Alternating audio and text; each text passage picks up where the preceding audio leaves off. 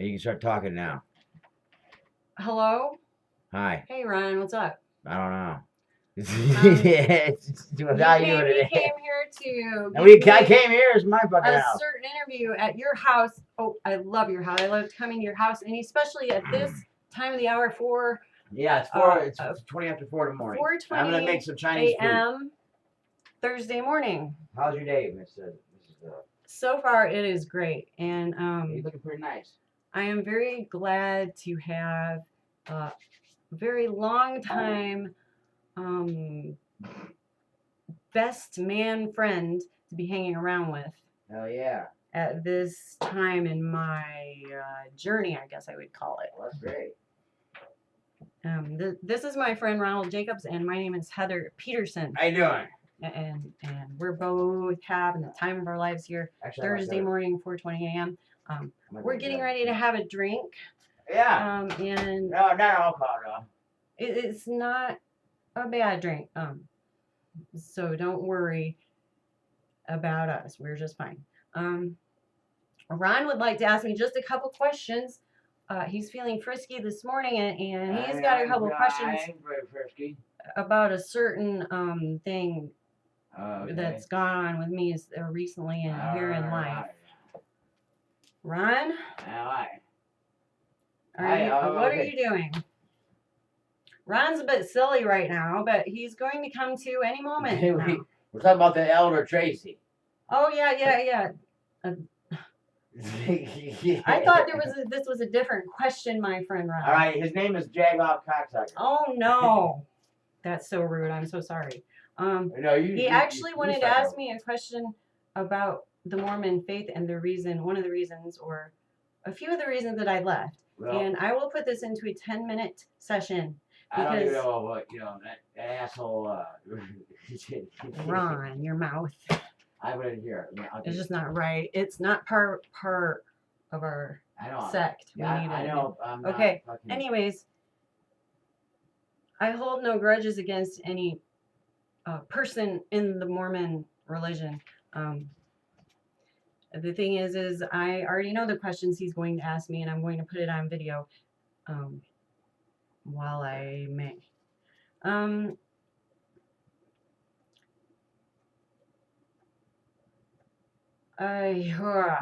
Ask me, Ron. How you doing there?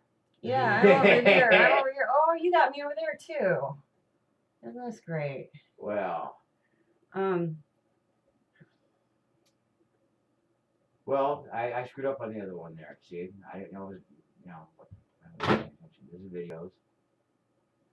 You're not smoking a real cigarette there, are you, Ron? Yeah, puff it on. I'm getting ready to leave the building. Ron. Hang on now.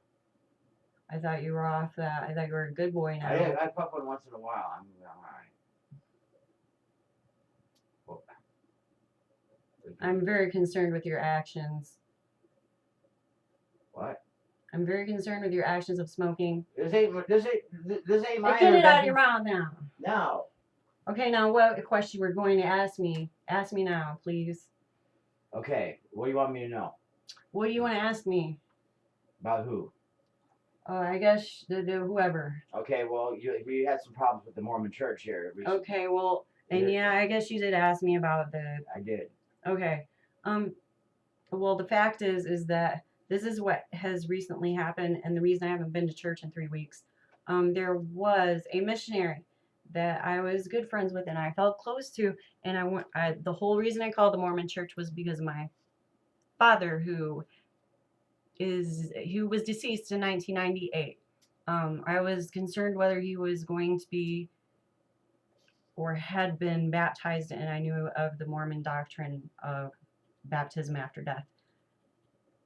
And something was drawing me to his grave. Therefore, I called the Mormon Church for that reason, and I became Mormon, became baptized, became somewhat close to one of the missionaries. Damn, look at your eyes. Who was too young for me. You can tell I've been up all night. Yeah, I know, but you look sexy though. And right, there she goes there. Thank you, sir. And I started having feelings for him, and I gave him an angry look one day, and he inquired of me what the look was about, and I didn't want to tell him. I told him I thought he had been there an hour and he could only be there an hour, so he had to leave. He said, no, we've got another 10 minutes. So I told him I was having feelings for him and I was upset with myself. And actually a little bit angry with myself because I did not want to have feelings for any man whatsoever. Anyways, So there you are then. there's the first part. Now, there's just a little bit more and then I'll be done. All right. then. Finished. Mhm.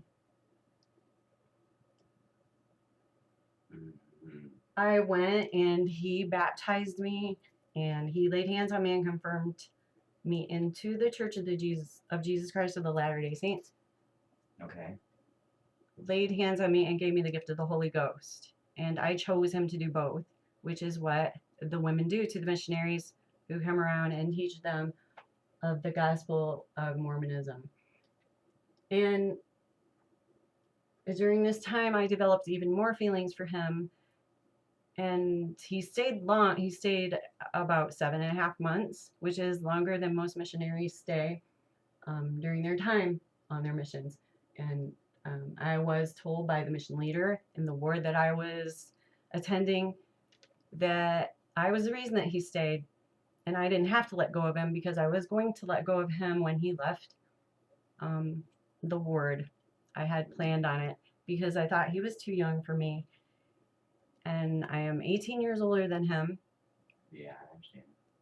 And recently, after his mission, he told me he would get a hold of me. And he also led me to believe some other things that I do not wish to discuss on this video. But anyway, I need to finish up really quick. We have limited time, so I'm going to tell the rest really quick. Kiss my ass. Ron, now stop with the foul language. Crazy. Anyways,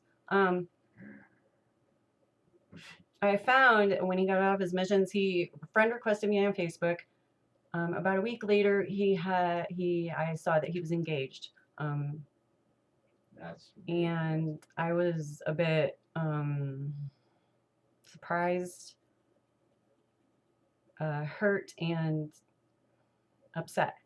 He deceived you. And the thing is that I realized most of this was my fault. Nobody's fault but mine for calling the Mormon Church. Fill out those blowjob I hats. realize I have been lied to more than once in the Mormon Church. It has been twice, no more than twice, by him and one other person.